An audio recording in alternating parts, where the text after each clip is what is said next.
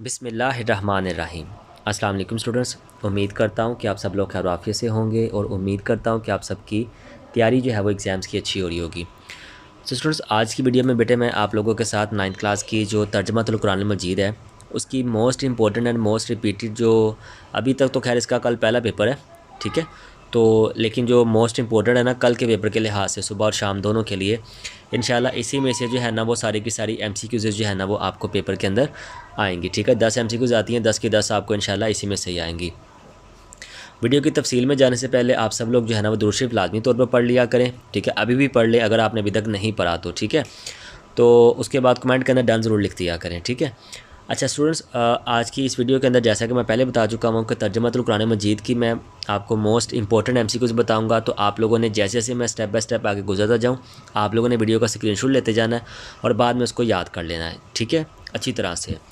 Okay جی، پہلے M C cues ہے، حبشہ کے بادشاہ کو کہا جاتا ہے نجاشی، ٹھیک ہے۔ میں پہلی آپشن صرف صحیح آپشن بولوں گا، باقی تینوں آپشنز آپ نے پڑھ لینی ہے، ٹھیک ہے، لیکن پڑھنی ضرور ہے تاکہ آپ کو فائدہ ہو۔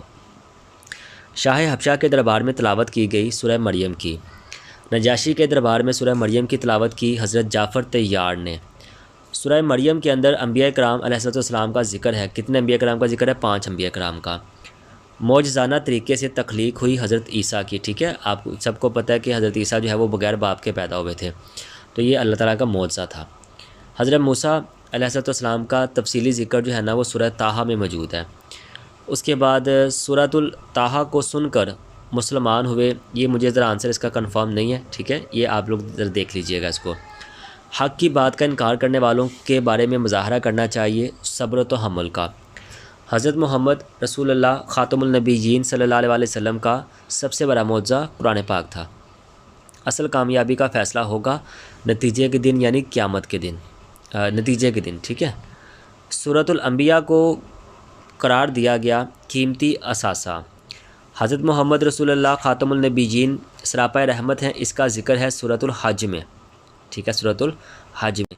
آپ پلیز اگر آپ کو کوئی بھی ایسا ایم سی کیو جو کہ لگے کہ اس میں یہ آنسر ٹھیک نہیں ہے تو آپ لوگ اس کو کنفرم ضرور کیجیے گا، ٹھیک ہے، لازمی طور پر۔ سورۃ الانبیاء کے مطابق جو بات معلوم نہ ہو وہ پوچھ لینی چاہیے اہل علم سے۔ ہر شخص اپنے اعمال کا جواب دہ ہے اللہ تعالیٰ کو۔ ہمیں مشکلات میں پکارنا چاہیے اللہ تعالیٰ کو۔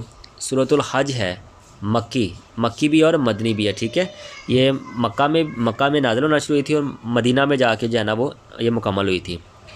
پہلی مرتبہ جہاد کی اجازت دی گئی سورہ حج میں۔ سورۃ الحج میں حکمرانوں کو تاکید کی گئی عفو در گزر کی۔ سورۃ الحج میں جہاد کی اجازت کو مسلمانوں کے لیے قرار دیا گیا خوشخبری۔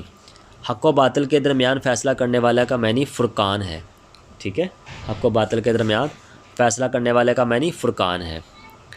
سورۃ الفرقان کے آخر میں صفات بیان کی گئی ہیں رحمان کے بندوں کی۔ قرآن مجید نازل کیا گیا مسلمانوں کے لیے۔ رحمان کے بندے زمین پر چلتے ہیں عاجزی کے ساتھ۔ اللہ تعالیٰ کے نزدیک خاص مقام ملتا ہے اچھے کردار سے۔ آیات کے لحاظ سے طویل ترین مکی صورت ہے سورۃ الشعراء۔ سورۃ الشعراء کے آخر میں صفات بیان کی گئی ہیں شاعروں کی۔ جھوٹے اور گناہ گار لوگوں کا ساتھی ہوتا ہے شیطان۔ نافرمانوں پر عذاب اترتا ہے دنیا میں۔ عموماً جھوٹے شاعروں کی پیروی کرتے ہیں گمراہ لوگ۔ نمل کا معنی چیونٹی۔ سورۃ النمل میں سب سے تفصیلی ذکر تذکرہ کس کا موجود ہے؟ حضرت سلیمان کا۔ یہ دراصل اس واقعے کی طرف اشارہ ہے کہ جب حضرت سلیمان اپنے لشکر کے ساتھ کسی جگہ سے گزر رہے تھے، میدان سے گزرے، تو وہاں پر کیڑیوں کا بھی جو ہے نا، چونٹیوں کا بھی ایک لشکر گزر رہا تھا، تو ان میں سے ایک چونٹی نے جو ہے نا وہ کہا تھا کہ پیچھے ہو جاؤ، پیچھے ہو جاؤ، یہ نہ ہو کہ ہمیں یہ پاؤں کے نیچے مسل دیں۔ تو حضرت سلیمان نے اس چونٹی کی آواز سنی اور آپ نے اس کے اوپر پاؤں نہیں رکھا بلکہ آگے چلے گئے۔ تو یہ واقعہ سارے کا سارا وہاں سے لیا گیا، ٹھیک ہے، اسی وجہ سے وہ سورہ نمل جو ہے نا وہ کہا گیا۔ تو یہ اللہ تعالیٰ کا بس اللہ تعالیٰ جس کو چاہے جو عزت عطا کرنا چاہے، تو یہ بیسیکلی اس کا واقعہ ہے۔ دین کی دعوت دینے والوں کو اللہ تعالیٰ لوگوں کو خبردار کر دینا چاہیے قرآن مجید کے ذریعے۔ سورۃ النمل کے شروع میں ان لوگوں کی صفات بیان کی گئی ہیں جو ہدایت حاصل کرتے ہیں قرآن مجید سے۔ ہمارے اعمال کا فیصلہ ہوگا قیامت کے دن۔ حضرت محمد رسول اللہ خاتم النبیین صلی اللہ علیہ وسلم کی سیرت طیبہ مشابہ ہے حضرت موسیٰ کے ساتھ۔ قارون کا تعلق تھا بنی اسرائیل سے۔ قارون اپنے مال و دولت کو نتیجہ قرار دیتا تھا ذاتی محنت اور علم کا۔ مکہ مکرمہ میں نازل ہونے والی آخری سورت جو تھی وہ کون سی تھی؟ سورۃ القصص۔ ہدایت حاصل ہوتی ہے اللہ تعالیٰ کی توفیق سے۔ عنکبوت کا معنی کیا ہوتا ہے؟ مکری۔ سورۃ العنکبوت میں مسلمانوں کو ہدایت کی گئی ہے صبر کرنے کی۔ مکری کے جالے پر اعتماد کرنے والوں سے تشبیہ دی گئی ہے مشرکین کو۔ اپنی قوم کی 9.5 سال تبلیغ کی حضرت نوح نے، ٹھیک ہے، 950 سال اتنی کی ہے۔ اللہ تعالیٰ رازق ہے تمام مخلوقات کا۔ سورۃ العلوم میں غالب آنے والی پیشن گوئی کی گئی رومیوں کے۔ جس دن رومیوں کو فتح نصیب ہوئی اس دن مسلمانوں کو فتح نصیب ہوئی غزوہ بدر میں۔ اللہ تعالیٰ کے نزدیک مال بڑھتا ہے زکوٰۃ دینے سے۔ سورۃ الروم کا آغاز ہوا حروف مقطعات سے۔ قرآن مجید میں پچھلی نافرمان قوموں کا ذکر ہے نافرمانی سے بچانے کے لیے۔ حضرت لقمان اہل عرب میں مشہور تھے، حکیم و دانا، ٹھیک ہے، جن کے نام کے اوپر جو ہے نا اس سورہ بھی ہے قرآن پاک کی، سورہ لقمان۔ حضرت لقمان نے نصیحتیں کی اپنے بیٹے کو۔ حضرت لقمان نے شرک کو قرار دیا ظلم عظیم۔ ہماری اپنی زندگی کے تمام معاملات میں اختیار ہونی چاہیے میانہ روی کے ساتھ۔ حضرت محمد رسول اللہ صلی اللہ علیہ وسلم رات کو سوتے وقت تلاوت فرماتے سورۃ السجدہ کی۔ اللہ تعالیٰ نافرمانوں پر بڑے عذاب سے پہلے بیچتا ہے چھوٹے عذاب۔ صبر کرنے والوں اور اللہ تعالیٰ کی آیات پر یقین رکھنے والوں کو بنایا گیا ہے صابر۔ سنت نبوی کے مطابق جمعہ کے دن سورۃ السجدہ پڑھنا فجر کی نماز کے بعد پڑھنا چاہیے، ٹھیک ہے، یہ سورۃ السجدہ فجر کی سنت نبوی ہے۔ آپ رسول اللہ علیہ وسلم کی سنت تھی کہ آپ جمعے کے بعد صبح جو ہے نا فجر کی نماز کے بعد سورۃ سجدہ پڑھا کرتے تھے۔ اللہ تعالیٰ کی فرما برداری کرنے والے اور نافرمانی کرنے والے نہیں ہو سکتے برابر۔ قوم سبا آباد تھی یمن میں۔ قوم سبا نے روش اختیار کی، ناشکری کی۔ حضرت داؤد علیہ السلام کے بیٹے کا نام تھا حضرت سلیمان علیہ السلام۔ اس انسان کی عظمت ہے محنت میں، مال و اولاد ہیں زندگی کا امتحان، ٹھیک ہے، تمہاری اولاد، زر اور جو ہے نا وہ اولاد، یہ تینوں آزمائش ہے، ٹھیک ہے، امتحان ہے۔ سورہ فاطر کا دوسرا نام ہے سورہ ملائکہ۔ فاطر کا معنی پیدا کرنے والا۔ قرآن مجید میں پہاڑوں اور جانوروں کا ذکر کر کے دعوت دی گئی ہے۔ کس کو دعوت دی گئی ہے جی؟ اللہ تعالیٰ کی حکمت پر غور و فکر کرنے کی۔ سورہ فاطر کے مطابق اللہ تعالیٰ کا حقیقی ڈر حاصل ہوتا ہے اہل ایمان کو۔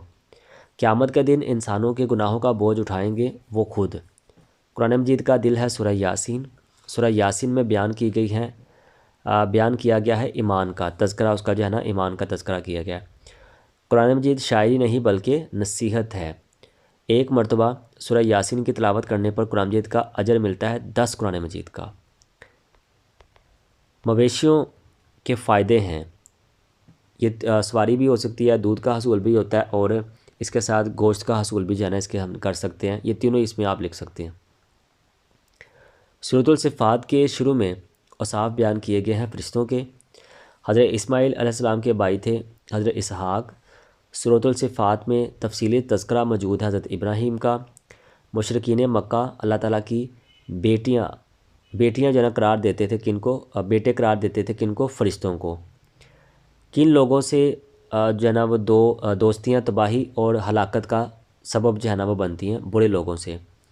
قرآن مجید کے مطابق دشمنوں کی تمام تر مخالفت کے باوجود غالب آنا ہے اسلام کو۔ حضرت محمد رسول اللہ صلی اللہ علیہ وسلم کے چچا کا نام تھا حضرت ابو طالب، ٹھیک ہے، ابو طالب۔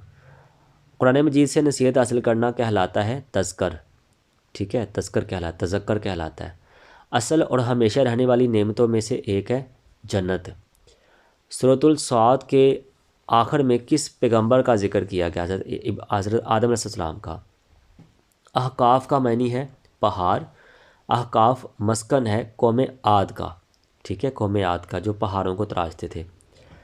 سورۃ الاحقاف میں حقوق بیان کیے گئے ہیں والدین کے، اور حقوق العباد میں اولین حق کس کو دیا گیا ہے؟ والدین کو۔ اور اس کے بعد قوم عاد کو بہت گھمنڈ تھا کس چیز کے اوپر؟ جسمانی طاقت کے اوپر۔ آپ جسمانی طاقت کے اندر بہت زیادہ مضبوط تھے، قوم عاد جو تھی نا وہ سارے کے سارے طاقت کے اندر بڑے مضبوط تھے۔ سو ہوپ سو اسٹوڈنٹس یہ آپ کے جو most important M C Qs تھے وہ میں نے آپ لوگوں کے ساتھ شیئر کیے۔ ہوپ سو کہ آپ کو ان سب کی سمجھ آ گئی ہوگی، تیاری بھی ہوگی۔ آپ لوگ ان کو پڑھیں، دیکھیں اور انہی کو تیار کر لیں، انشاءاللہ کل آپ کو پیپر میں اسی میں سے ہی آئیں گے، ٹھیک ہے۔ السلام علیکم ورحمۃ اللہ وبرکاتہ۔